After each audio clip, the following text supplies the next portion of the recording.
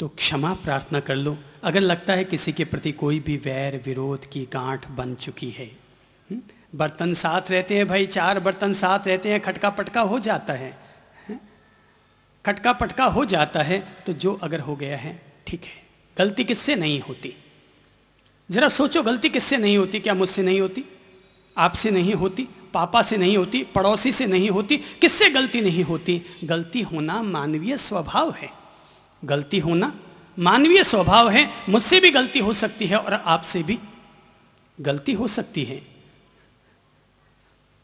ना। जैसे अभी देखो दादाजी कर रहे हैं ना, वो अपन सब लोगों से तो माफी मांग रहे हैं, अपन लोग भी एक दूसरे से माफी मांग लेते हैं। अरे असली माफी लोगों से नहीं मांगनी होती है, असली माफी घरवालों से जाकर के मांगनी होती है।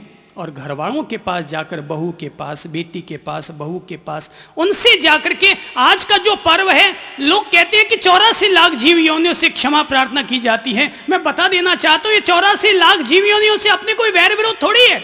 मांग लो तो भी ठीक है और ना मांगो तो भी ठीक है। ये क्षमा का पर्व असली घर वालों से जिनसे अनबन हो गई है, उनसे खमत खामना करने का ये दिन है। खमत खामना, क्षमापना, क्षमा करो और क्षमा मांगो। वैर विरोध की गांठ अपने दिल में, अपने मन में मत पालो, क्योंकि इंसान के जन्म मरण में अगर कोई भी चीज निमित्त बनती है तो राग द्वेष निमित्त बनते हैं। पति को रखो तो ठीक, पत्नी को रखो तो ठीक। पति और पत्नी उतने बड़े बंधन नहीं बनते जितने की वैर विरोध की गांठें इंसान के जन्म जन्मांतर, भव भवांतर में निमित्त बना करती है। मैंने आज तक ऐसा किसी भी शास्त्र में नहीं पढ़ा कि कोई पति पत्नी अपनी वजह से उन्होंने 10 जन्म और पाए हों, पर ऐसे 100 किस्से धर्म शास्त्रों में पढ़े हैं कि जिसमें अमुक व्यक्ति ने अमुक के प्रति वैर विरोध पाला और उसके 7 जन्म और हुए, 27 जन्म और हुए, कि 50 जन्म और हुए।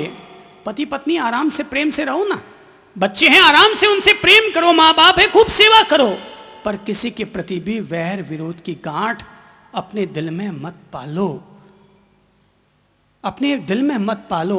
पारसनाथ और कमठ का वैर, पारसनाथ और कमठ का वैर जन्म जन्मांतर तक पीछा करता रहा। 2 सौतेली बहुएं, आपस में वैर विरोध, वो उसकी और उसके, दोनों एक दूसरे की टांग खिंचाई करते रहे, दोनों मरे। मर करके फिर वही अगले जन्म में भी वही वैर, वही विरोध, कभी मैं ताकतवर, कभी अगला ताकतवर, और यूं खिंचाई चलती रहती है। जन्म जन्मांतर होते चलते रहते हैं, कभी कुछ बन जाते हैं, कभी कुछ बन जाते हैं, लेकिन दोनों जीव आपस में वैर विरोध करते ही रहते हैं, करते ही रहते हैं। एक जन्म ऐसा आता है जब एक महिला वही यक्षिणी बन जाती है, प्रेतात्मा बन जाती है, और दूसरी किसी घर की नारी बन जाती है। उसकी शादी होती है, बच्चा होता है। वो यक्षिणी, वो प्रेतात्मा अपने पूर्व भाव के वैर को याद करती है और उस महिला के बच्चे को खा जाती है। दूसरा बच्चा पैदा होता है, फिर खा जाती है। तीसरा बच्चा पैदा होता है, फिर खा जाती है। चौथा बच्चा पैदा होता है, वो प्रेतात्मा उसे भी खा जाती है। महिला 5वें बच्चे के जन्म पर अपने पीहर चली जाती है और पीहर में प्रसूति करवा करके जब लौट कर आती है, फिर वही प्रेतात्मा उसके पीछे लगती है। लेकिन वो महिला वहां से दौड़ती है अपने बच्चे को लेकर और श्री भगवान के सानिध्य में पहुंचती है और वहां जाकर अपने बच्चे को रखते हुए कहती है, प्रभु मेरे बच्चे को जीवन दान दीजिए, मेरे बच्चे को जीवन दान दीजिए, वरना ये जन्म जन्मांतर की वैर वैरिणी, ये प्रेतात्मा मेरे बच्चे को खा जाएगी। भगवान उस बच्चे को अपने हाथों में उठाते हैं, अपने पास अपनी गोद में रखते हैं और उस यक्षिणी को, उस प्रेतात्मा को संबोधित करते हुए कहते हैं, हे जीव, न ही वैरेण वैराणी सम्मंति द कुदाचना अवैरेण च सम्मंति एस धम्मो सनंतनो। हे यक्षिणी, वैर से वैर कभी शांत नहीं होता। प्रेम और क्षमा के चलते ही तुम इस वैर को मिटा सकती हो, तुम इस वैर को मिटा सकती हो।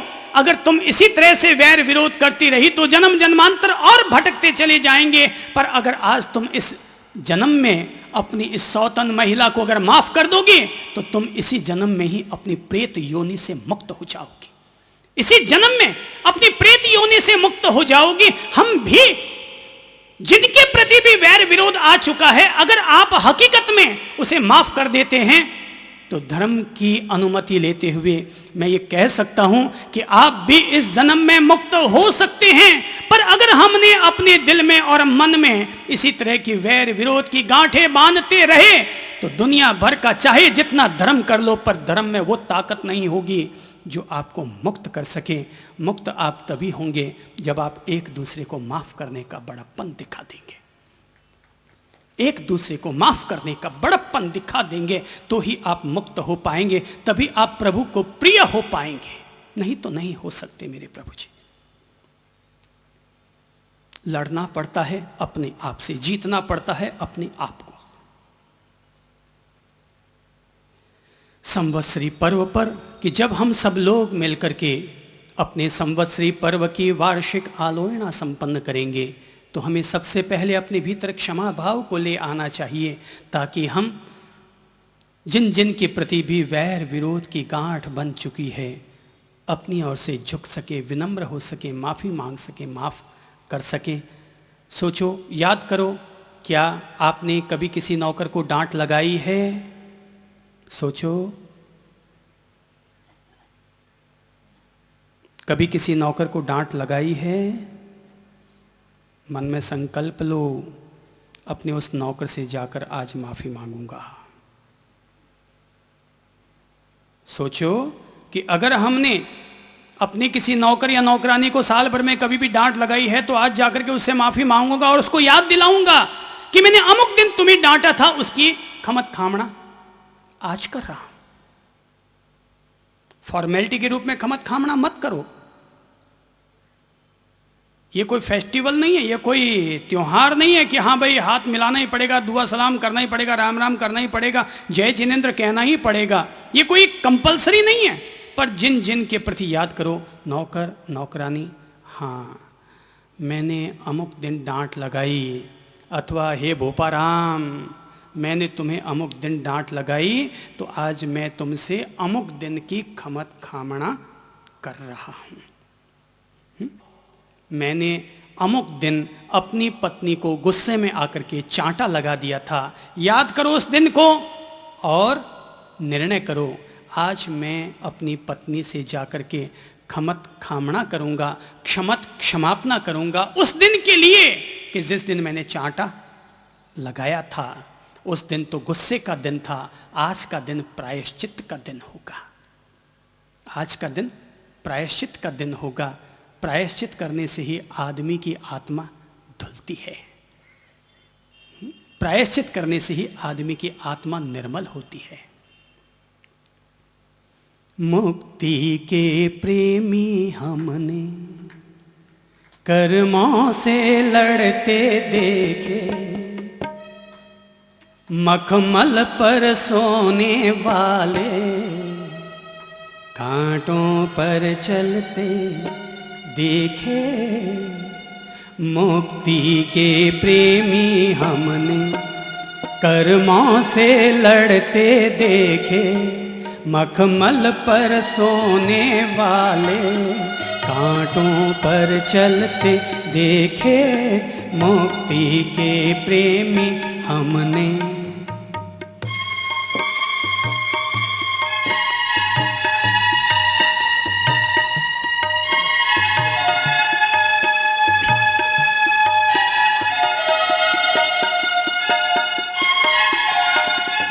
सरसों का दाना जिनके बिस्तर में भी चुभता था, सरसों का दाना जिनके बिस्तर में भी चुभता था। बड़ा अद्भुत गीत है ये, और अद्भुत इसलिए है कि जिस व्यक्ति को मुक्ति के मार्ग पर चलना है उसे किस तरह के संघर्ष करने होंगे, कैसे जीतना होगा। कि कोई राजकुमार, कि जिस राजकुमार को सोने के लिए मखमल के गलीचे हुआ करते थे और उस गलीचे पर अगर एक भी सरसों का दाना आ जाता तो भी गड़ने लग जाया करता था कि अरे कमर के नीचे कोई दाना, कोई कंकर चुभ रहा है। सरसों का दाना भी जिसे पत्थर का कंकर लगा करता था। लेकिन जब वही व्यक्ति अपने कर्मों से लड़ने के लिए निकल पड़ा, अपने आप पर आत्म विजय प्राप्त करने के लिए निकल पड़ा तो वे अब कंकर उसे कंकर नहीं लगते, वे हर कंकर उसके लिए शंकर का काम कर रहे हैं। सरसों का दाना जिनके बिस्तर में भी चुभता था,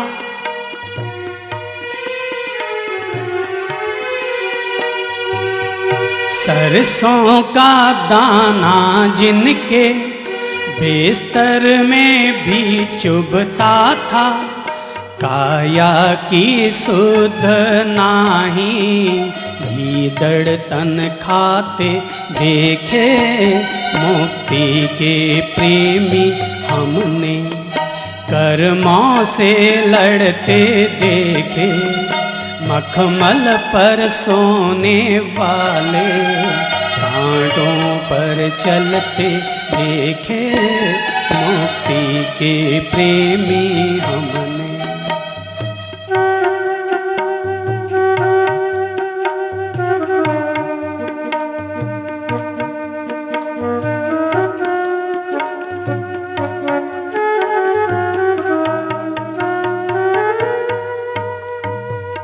सेठ सुदर्शन प्यारा रानी ने फंदा डाला, सेठ सुदर्शन प्यारा रानी ने फंदा डाला, शीले को नाही छोड़ा,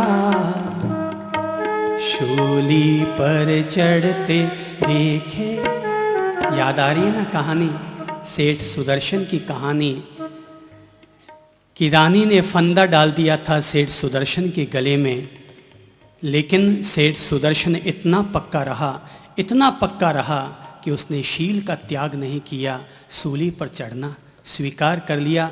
ये वही सेठ सुदर्शन की कहानी है कि जिस सुदर्शन को चढ़ाया जाता है सूली पर वो शूली नहीं रहती, शील के प्रभाव से वही सोने का सिंहासन बन जाया करती है। सेठ सुदर्शन प्यारा रानी ने फंदा डाला, शीले को नाही छोड़ा, शूली पर चढ़ते देखे, मुक्ति के प्रेमी हमने कर्मों से लड़ते देखे, मखमल पर सोने वाले कांटों पर चलते देखे, मुक्ति के प्रेमी हमने।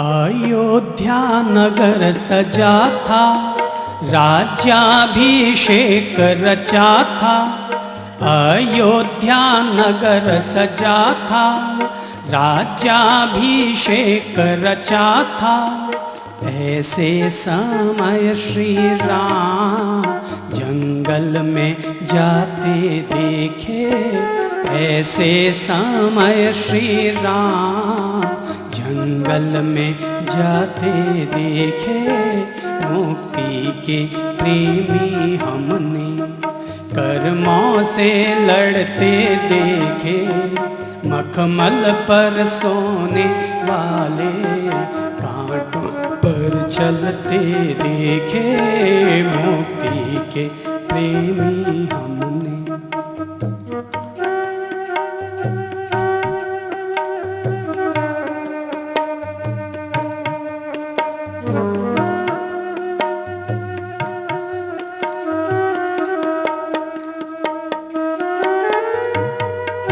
अब तो कुछ सोच ले प्राणी, बीती जाए जिंदगानी, अब तो कुछ सोच ले प्राणी, बीती जाए जिंदगानी, यौवन आने से पहले अर्थी पर चढ़ते देखे, यौवन आने से पहले अर्थी पर चढ़ते देखे, मुक्ति के प्रेमी हमने कर्मों से लड़ते देखे, मखमल पर सोने वाले कांटों पर चलते देखे। मुक्ति के प्रेमी हमने, मुक्ति के प्रेमी हमने, मुक्ति के प्रेमी हमने। मुक्ति के प्रेमी हमने कर्मों से लड़ते देखे, मखमल पर सोने वाले कांटों पर चलते देखे। इस समय जो लोग भी तपस्याएं कर रहे हैं, ये सब क्या है? कांटों पर चलने का रास्ता है। ये फूलों पर चलने का रास्ता नहीं है, ये कांटों पर चलने का रास्ता है। और ये रास्ता बताता है कि कोयले को अगर धोना है तो साबुन से नहीं धोया जा सकता। कोयले को अगर गोरा करना है तो उसे जलना पड़ेगा, तपस्या से जलना पड़ेगा। अपने तन को निर्मल करना है, मन के विकारों को निर्मल करना है। तन के विकारों को अगर काटना है तो अपन लोगों को तपस्या का, त्याग का संस्कार अपने जीवन से जोड़ना होगा। संवत्सरी पर्व पर जो हम आलोयना कर रहे हैं, अब वो आलोयना हमें बताती है कि प्रत्येक व्यक्ति को साल भर में किए कराए गए, अनुमोदन किए गए समस्त दुष्कर्मों, समस्त पाप कर्मों, अपराध कर्मों के लिए सरल हृदय के साथ अपनी ओर से क्षमा प्रार्थना संपन्न कर लेनी चाहिए। याद रखो भाई, जो काम दान से नहीं निपटता, जो काम दया से भी पूरा नहीं होता, वो हर काम इंसान के दिल की आंखों से बहने वाले आंसुओं से अवश्य पूरा हो जाया करता है। कोई भी आदमी अगर लगता है कि उसने साल भर में कोई भी बड़ा पाप किया है, उसके हाथों से कोई छिपकली मर गई, उसके हाथों से किसी गाय को क्षति पहुंच गई, उसके पाँवों से किसी को ठोकर लग गई, किसी की जान चली गई, तो भाई लोग तो कहने में कह देंगे अगर तुम्हारे पाँव से एक चूहा मर गया तो तुम चांदी का चूहा बनाकर कहीं दान कर दो तो तुम्हारा पाप दूर हो जाएगा। अथवा लोग कह देंगे अमुक पाप हो गया, गंगा जी में जाकर के डुबकी लगा आओ, तुम्हारा पाप दूर हो जाएगा। मैंने तो जो सीखा है वो यही धर्म से सीखा है कि सच्ची गंगा तो यही है, सच्चा दान और सच्चा समर्पण तो यही है कि जब हकीकत में दिल में, आत्मा में, हृदय में, मन में उसका प्रायश्चित करते हुए हम अगर अपने हृदय से उसका प्रायश्चित भाव लाते हुए अपने आँखों से 4 आंसू ढुलका देते हैं तो उन आंसुओं के साथ ही हमारे द्वारा अज्ञान अवस्था में किए गए पाप, दुष्कर्म और अपराध निश्चित तौर पर धुल जाया करते हैं। अगर लगता है प्रार्थना में, पूजा में मन नहीं लगता, मैं कहूँगा प्रभु जी को याद करो, 2 आंसू उनके सामने ढुलकाओ, क्योंकि आंसू ढुलकाने से जन्म जन्मांतर के अंतराय कर्म अपने आप कट जाया करते हैं, धुल जाया करते हैं। आत्मा को निर्मल करने का एक अकेला पगथिया है, एक अकेला सोपान है, और वो है अपने पापों को याद करके उनके लिए सच्चे दिल से क्षमा मांगो, अपनी आत्मा से क्षमा मांगो, अपने प्रिय प्रभु इष्ट प्रभु से क्षमा मांगो और अपनी आत्मा को उस पाप के कलमश से दूर करो।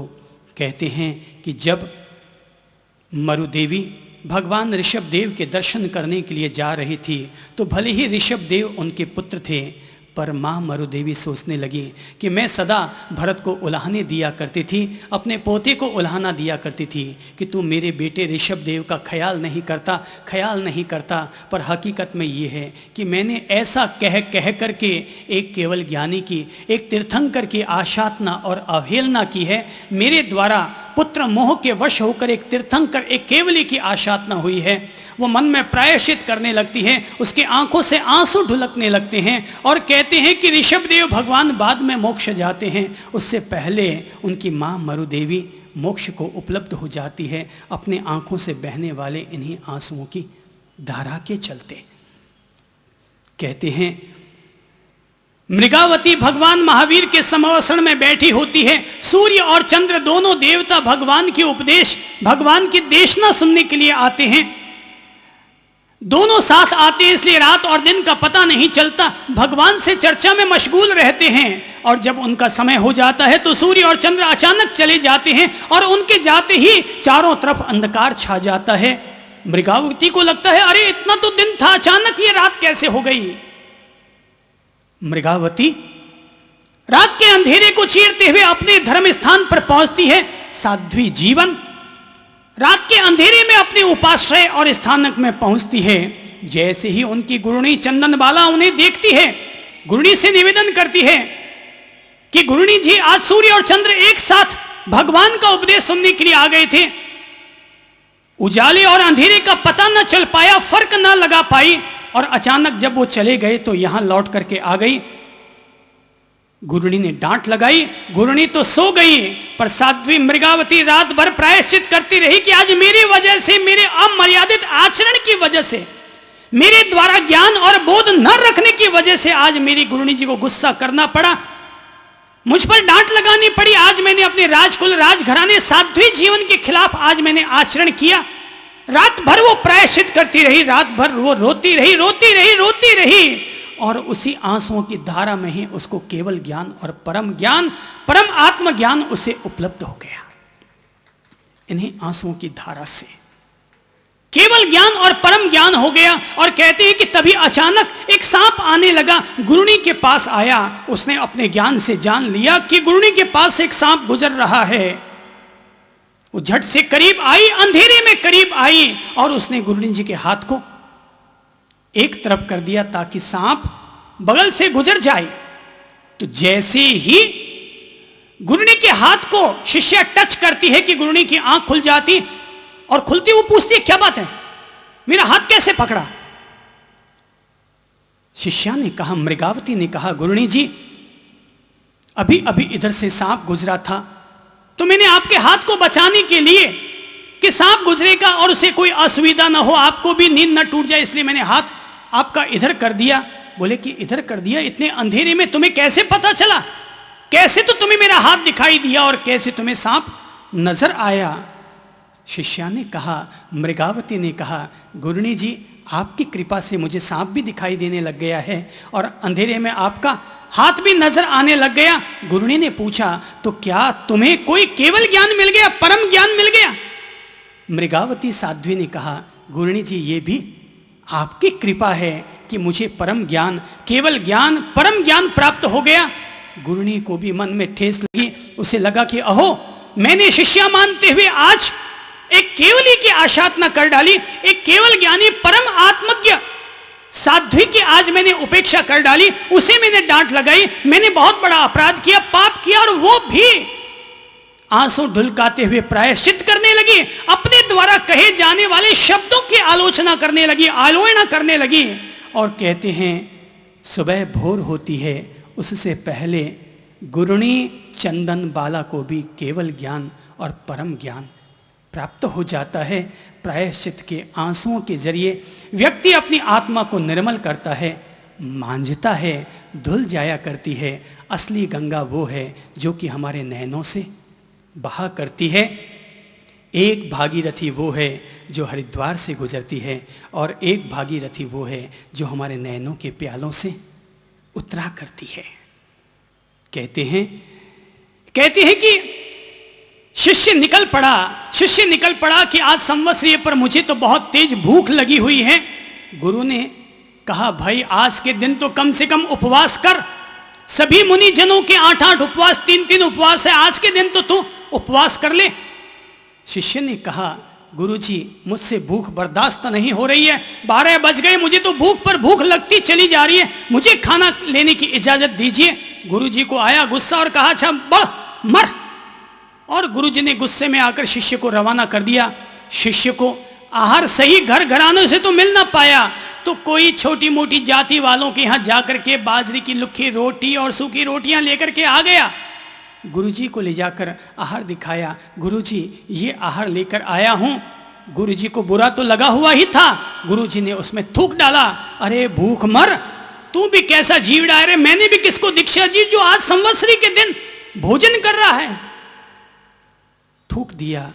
शिष्य ने बुरा ना माना, लेकर आया, बाजरे की रोटी का टुकड़ा उठाया, मन में सोचने लगा, अरे जीवड़ा, तू कैसा जन्म जन्मांतर का पापी जीवड़ा है कि आज संवत्सरी के दिन भी तुझे रोटी खाना सूझता है, आज भी तू उपवास नहीं कर पा रहा है। तू ऐसा भुक्खड़ है रे,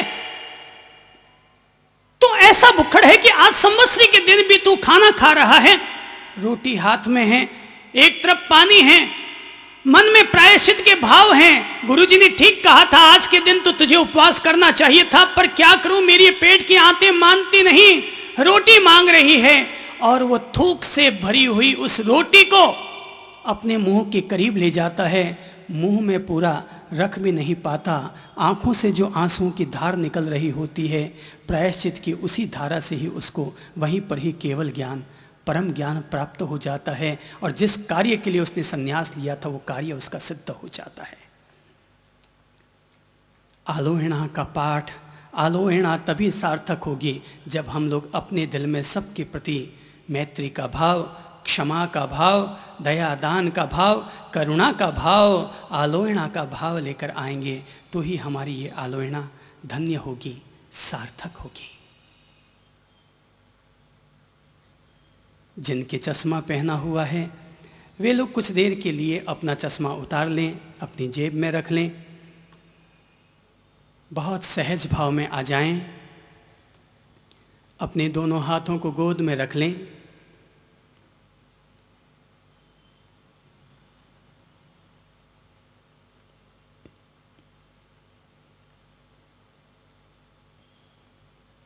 आती जाती श्वास का अनुभव करने लगे। नासिका प्रदेश पर एकाग्र होकर आती जाती श्वास का अनुभव करने लगे।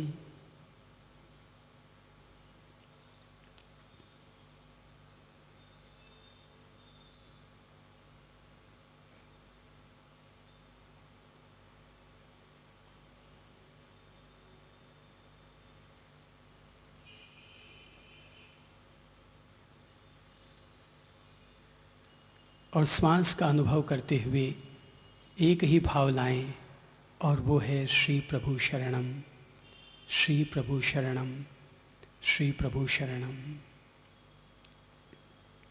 श्री प्रभु शरणम, श्री प्रभु शरणम, श्री प्रभु शरणम, श्री प्रभु शरणम, श्री प्रभु शरणम, श्री प्रभु शरणम।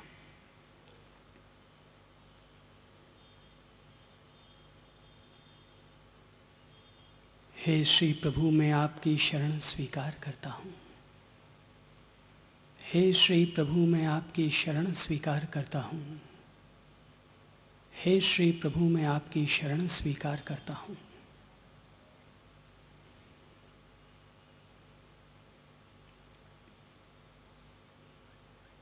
मैं अपने हृदय में आपके स्वरूप को स्थापित करता हूँ। आपकी छवि, आपके गुण स्वरूप को मैं दिल में प्रतिष्ठित करता हूँ।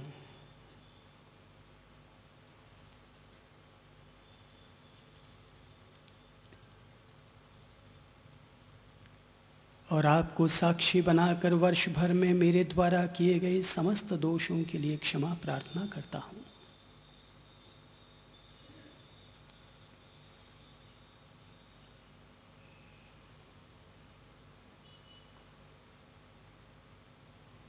हे परमेश्वर, मैं तुम्हारा पुत्र हूँ, मैं तुम्हारा पुत्र हूँ, तुम्हारा पुत्र हूँ। मुझे जन्म तुमने दिया, लेकिन मैंने तुम्हारा महत्व स्वीकार न करते हुए किसी इंसान का पुत्र होना स्वीकार किया। हे प्रभु, तुम मेरे इस अज्ञान को क्षमा करो। हे प्रभु, तुम मेरे इस अज्ञान को क्षमा करो।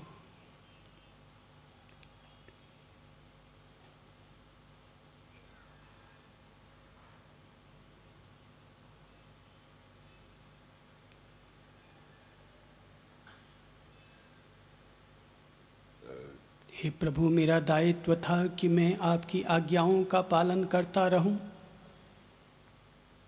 मैंने प्रयत्न भी किया है कि मैं तुम्हारी आज्ञाओं का पालन करता रहूं, पर प्रमाद और मोहवश होकर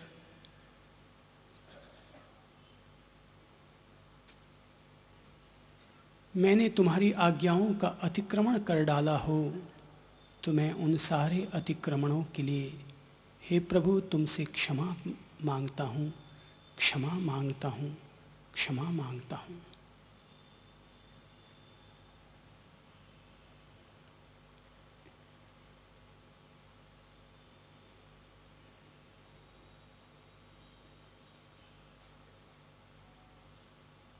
हे प्रभु, मैंने धर्मशास्त्रों को पढ़ा था, धर्मशास्त्रों को समझा था, उसके हिसाब से चलने की कोशिश भी की, पर जहाँ जहाँ मेरे द्वारा चलने में असमर्थता रही, मैं उन सारी असमर्थताओं के लिए हे प्रभु आपसे क्षमा मांगता हूँ, क्षमा मांगता हूँ, क्षमा मांगता हूँ।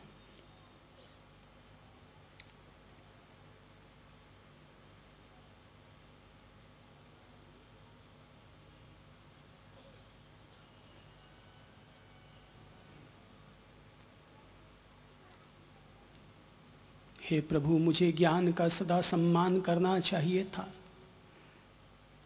धर्मशास्त्र और पुस्तकों का सदा सम्मान करते रहना चाहिए था, पर मेरे द्वारा अगर किसी भी धर्मशास्त्र की अवहेलना हो गई हो तो मैं उसके लिए क्षमा मांगता हूँ, क्षमा मांगता हूँ, क्षमा मांगता हूँ।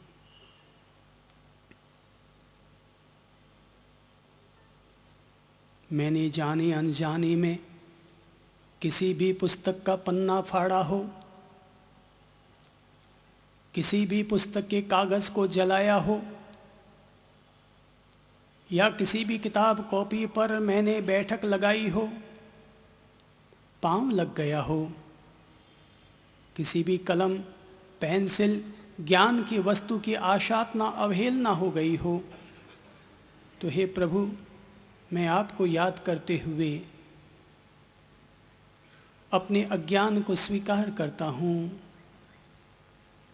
और ज्ञान पद की आलोचना करते हुए, अपने अज्ञान की आलोचना करते हुए क्षमा मांगता हूँ, क्षमा मांगता हूँ, क्षमा मांगता हूँ।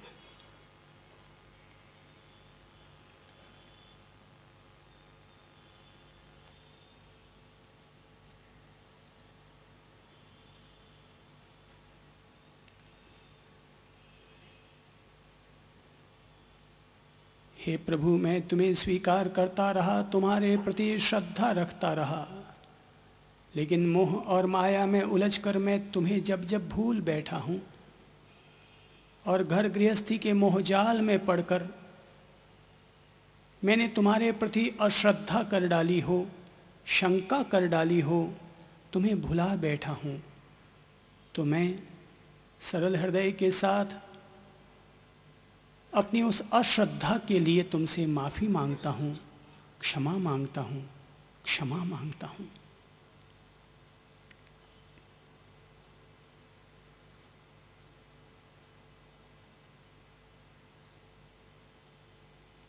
यह जानते हुए भी कि चारित्र ही मेरी ताकत है, शील और चारित्र ही मेरी शक्ति है, मेरी पूंजी है, लेकिन इसके बावजूद मोह माया में उलझकर, शरीर और मन के गुण धर्मों में उलझकर मैंने शील व्रत का खंडन किया हो, ब्रह्मचर्य का अतिक्रमण किया हो,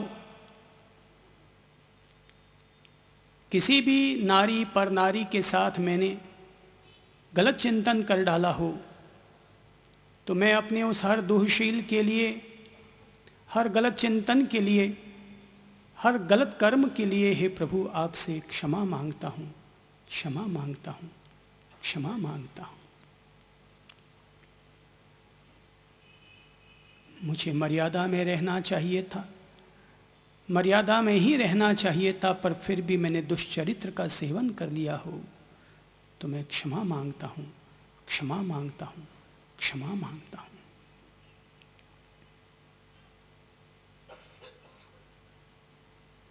मैंने शरीर से, वाणी से भले ही कोई दुष्कर्म न किया हो, पर अगर मेरे द्वारा मन में भी किसी के प्रति गलत नज़र आ गई हो, गलत सोच आ गई हो, गलत व्यभिचार का भाव आ गया हो, हे प्रभु, मेरे ज्ञान की सीमा है, मैं अपने अज्ञान को स्वीकार करता हूँ और आप मेरे उस हर गलत दुष्कर्म, दुष्चिंतन के लिए क्षमा करें, क्षमा करें, क्षमा करें।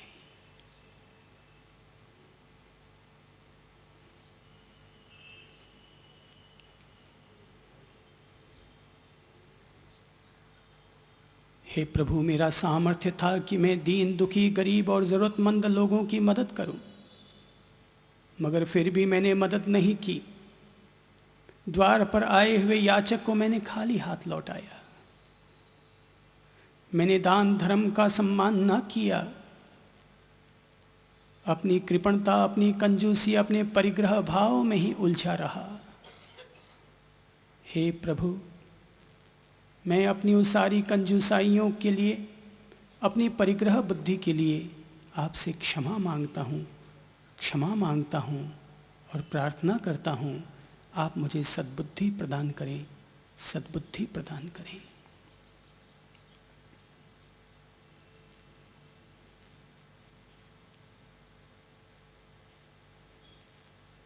मेरा सामर्थ्य था कि मैं यदा कदा उपवास करूं, व्रत करूं, लेकिन मैंने तप का भाव न रखते हुए केवल भोग मूलक जीवन जिया। मैं उन सारे भोगों के लिए आपसे माफ़ी मांगता हूँ और अपने दिल में ये संकल्प स्वीकार करता हूँ, मैं भविष्य में अपने जीवन में तप का संस्कार रखूँगा, तपस्या का संस्कार रखूँगा और यदा कदा व्रत और तप करता रहूँगा।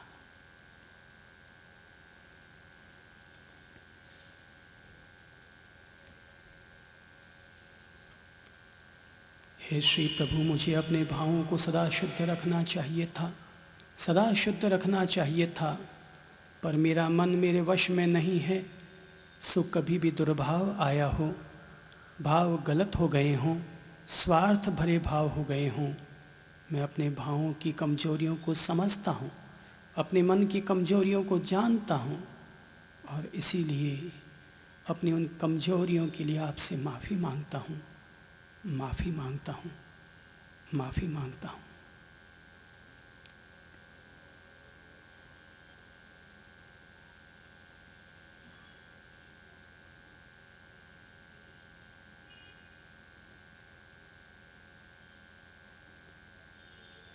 मेरे मन में किसी के प्रति भी दुर्विचार आया हो, दुर्विकल्प आया हो, दुर्संकल्प आया हो, तो ये मेरा पापी मन में आए जैसा सोचता रहा है। मैं अपने मन के समस्त संकल्प विकल्प जो गलत थे, उन गलत संकल्प विकल्पों के लिए अपनी आत्मा में झांक कर, अपनी आत्मा में देख कर उन समस्त गलत संकल्प विकल्पों के लिए क्षमा मांगता हूँ, क्षमा मांगता हूँ, क्षमा मांगता हूँ।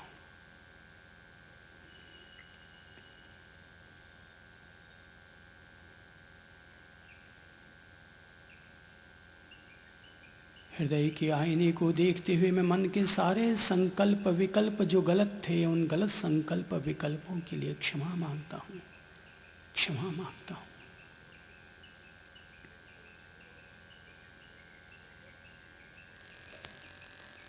हे प्रभु, मेरी वाणी के द्वारा किसी के दिल को ठेस पहुँची हो, किसी का अपमान हुआ हो, सास का मैंने कभी अपमान किया हो, बड़ी बहन का वाणी के द्वारा दिल दुखाया हो, माता जी के दिल को आघात पहुंचाया हो, अपनी वाणी के द्वारा पिता का अपमान किया हो, किसी भी पड़ोसी, किसी भी ग्राहक के साथ मैंने ठेस पहुंचाने वाली भाषा का उपयोग किया हो, तो मैं अपनी वाणी की वाचालता और चपलता को समझते हुए अपने वाणीगत दोषों के लिए माफ़ी मांगता हूँ, आलोचना करता हूँ, आलोचना करता हूँ।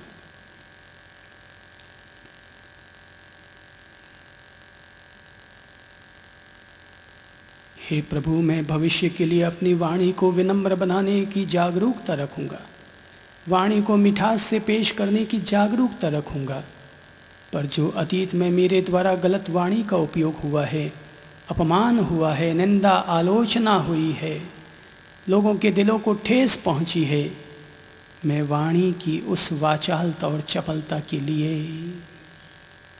माफ़ी मांगता हूँ। हे प्रभु, क्षमा करो, क्षमा करो, क्षमा करो।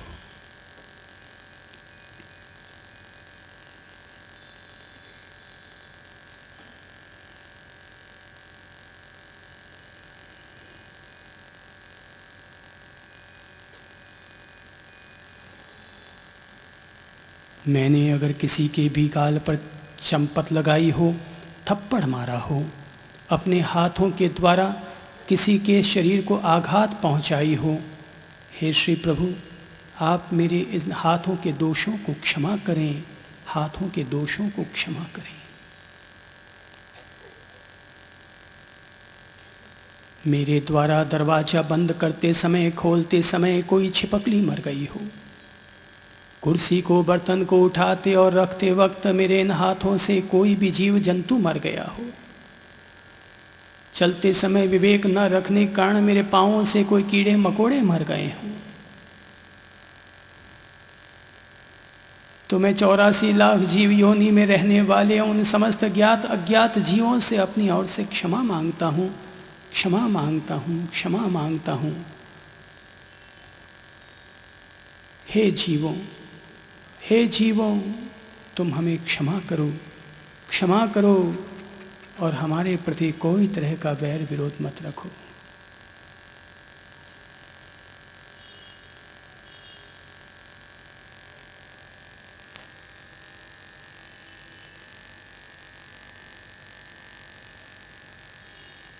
हे जीव, याद करो कि हमारे द्वारा कब कब काकरोच मारे गए, कब कब कीड़े मकोड़े मरे, कब कब चींटियाँ मरी, कितनी बार हमने अनजाने में गैस के चूल्हे जलाए। याद करो कितने कितने जीव मरे। उन जीवों को याद करते हुए अपने अज्ञान के लिए क्षमा मांगो, क्षमा मांगो, क्षमा मांगो।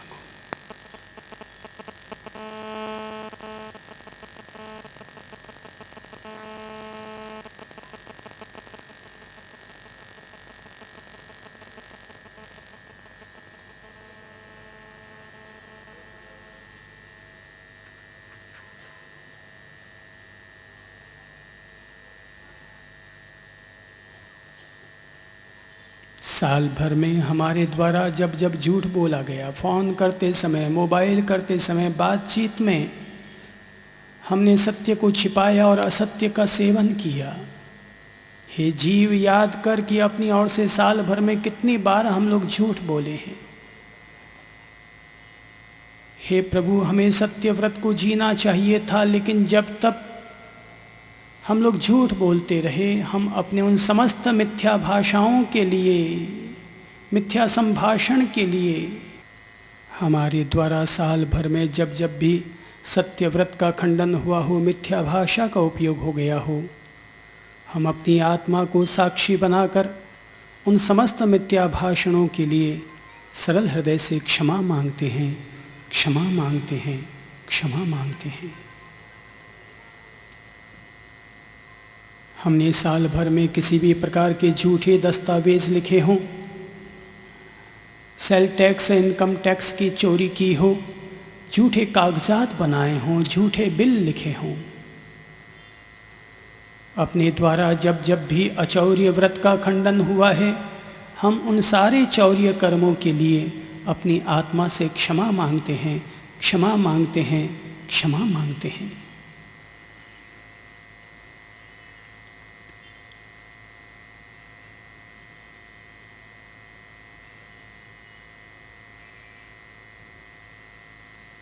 मुझे बेहिसाब परिग्रह संग्रह नहीं करना चाहिए था। मुझे वस्त्र, ज़मीन, जायदाद में अपनी चेतना को नहीं उलझाना चाहिए था, पर मेरे द्वारा मोह बुद्धिवश, स्वार्थ बुद्धिवश, परिग्रह बुद्धिवश धन का संग्रह हुआ, वस्तुओं का संग्रह हुआ, वस्त्रों का संग्रह हुआ। मैंने दान न किया, करुणा न की, दया न की और केवल अपने ही देह का पोषण करता रहा, देह का श्रृंगार करता रहा। हे प्रभु, हमारे हृदय में ये जो देह बुद्धि रही, इस बुद्धि को सद्बुद्धि करो और अतीत में हमने जो परिग्रह बुद्धि से वशीभूत होकर जो जो पाप किए, उन सब के लिए आप हमें क्षमा करो, क्षमा करो, क्षमा करो।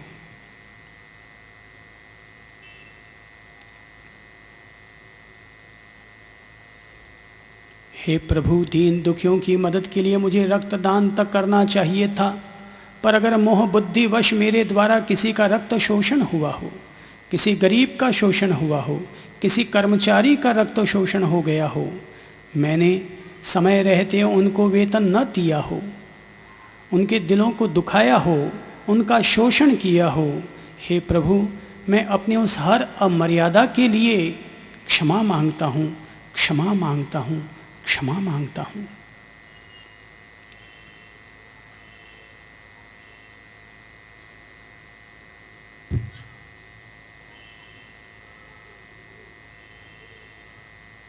हे वीतराग प्रभु, हे जगत गुरु, आपके पुण्य प्रभाव से मेरे द्वारा जब जब भी गलत चिंतन हुआ, गलत वाणी का उपयोग हुआ, गलत कर्म या व्यवहार हुआ, मैं उसके लिए क्षमा भी मांगता हूँ और आपके पुण्य प्रभाव से, आपके पुण्य प्रताप से मेरे ये सारे पाप, ये दुष्कर्म मिथ्या हो, मिथ्या हो। मिच्छामि दुक्कडम, मिच्छामि दुक्कडम।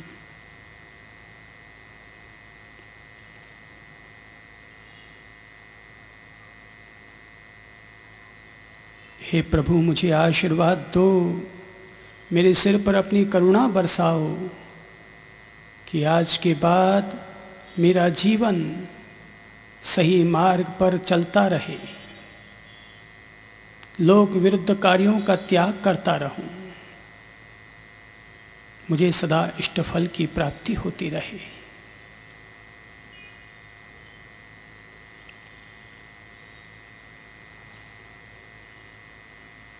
आज के बाद मेरे द्वारा सदा हे ईश्वर तुम्हारी भक्ति बनी रहे।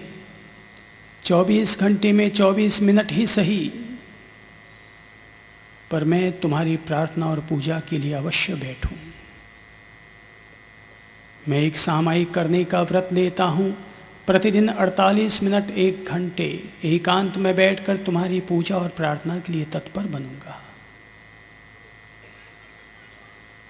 मैं स्वाध्याय करूंगा, अच्छी पुस्तकें पढ़ूंगा, मैं अच्छे लोगों की सोहबत में रहूंगा, गलत दोस्तों से बचूंगा, गलत किताबों से बचूंगा, अच्छाई मार्ग का पथिक बनूंगा। हे प्रभु मेरे द्वारा गुरुजनों की सेवा होती रहे, माता पिता की भक्ति होती रहे, दीन दुखियों की मदद होती रहे। यही मैं भविष्य के लिए आपसे संकल्प लेता हूँ। पुनः आपसे क्षमा मांगता हूँ, क्षमा मांगता हूँ, अपने दोषों के लिए क्षमा मांगता हूँ। हे प्रभु मेरे मित्रों का भला हो, मेरे मित्रों का भला हो, सबका कल्याण हो, सबका कल्याण हो, सबका कल्याण हो। खामेमि सव्व जीवे सव्वे जीवा खमन्तु मे मित्ति मे सव्व भुवेषु वैरं मध्यम नगेणयि। मैं सबको क्षमा करता हूँ, सभी जीव मुझे क्षमा करें। मैं सबका मित्र हूँ, किसी से मेरा कोई वैर विरोध नहीं है।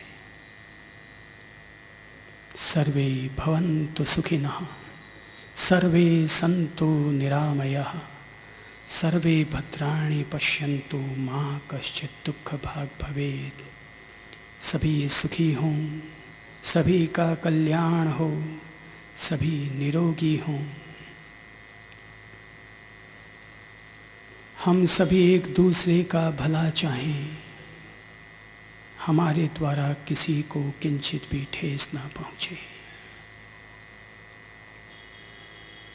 श्री प्रभु शरणम, श्री प्रभु शरणम, श्री प्रभु शरणम, श्री प्रभु शरणम, श्री प्रभु शरणम। करबद्ध हूँ,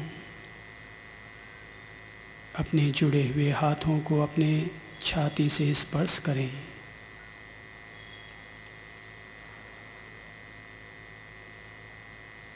हृदय की ओर ध्यान देते हुए सच्चे दिल से क्षमा मांगें, सच्चे दिल से क्षमा मांगें, सच्चे दिल से क्षमा मांगें।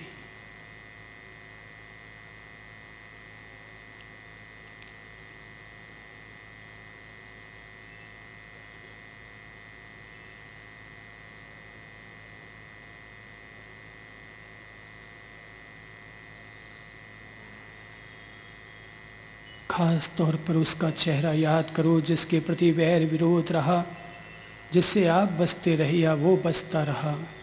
उसके चेहरे को याद करो और उससे माफ़ी मांगो, माफ़ी मांगो, आत्मा से माफ़ी मांगो।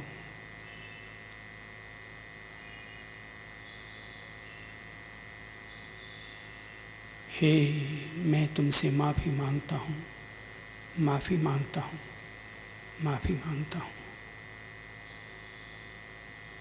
और तुम्हें अपने प्रेम का पात्र बनाता हूँ।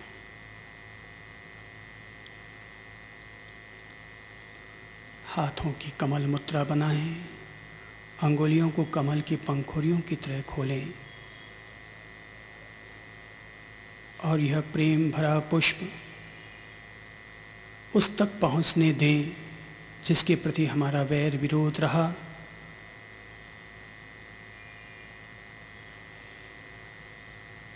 दिल आत्मा को गुलाब का पुष्प बनाएं, कमल का फूल बनाएं और मिठास से भरें।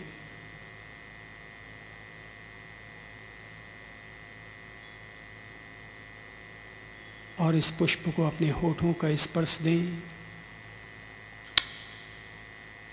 ललाट प्रदेश का स्पर्श दें।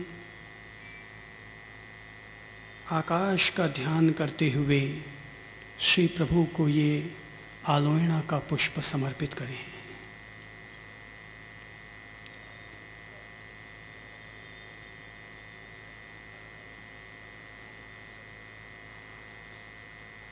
अपनी आत्मा का अभिनंदन करें और पलक खोलने के बाद अपने अगल बगल बैठे प्रत्येक व्यक्ति को अपना मित्र मानते हुए, भाई बहन मानते हुए क्षमा प्रार्थना संपन्न करें।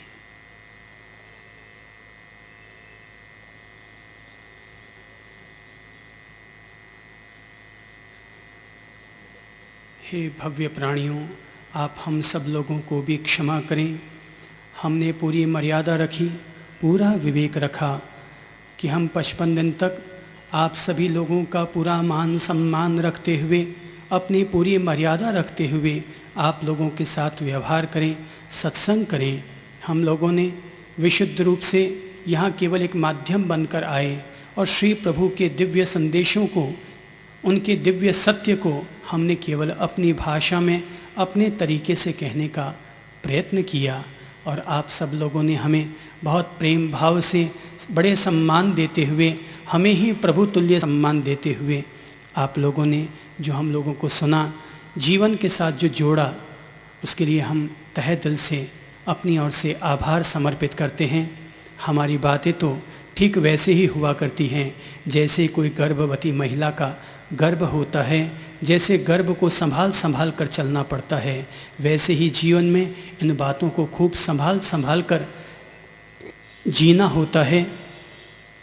अगर हम जीते रहेंगे तो सत्संग समाप्त हो जाने के बाद भी हमारे जीवन में रोशनी बनी हुई रहेगी, और अगर हम जीने को बंद कर देंगे, बातों को भूल जाएंगे, तो जैसे कल थे वापस वैसे ही हो जाएंगे। जैसे पीतल के बर्तन को रोज़ रोज़ मांजने पर वो चमक लाता है, ऐसे ही हमें भी अपने जीवन को रोज़ रोज़ मांजते रहना चाहिए। रात को सोने से पहले इसी तरह अपन लोगों को 3 मिनट की आलोचना कर लेनी चाहिए, ताकि दिन भर का लेखा जोखा पूरा ठीक हो सके और आने वाला कल हमारे द्वारा शुभ हो, मंगलमय हो, कल्याणमय हो। सदा हमारे द्वारा ऐसा ही प्रयत्न करते रहना चाहिए, होते रहना चाहिए।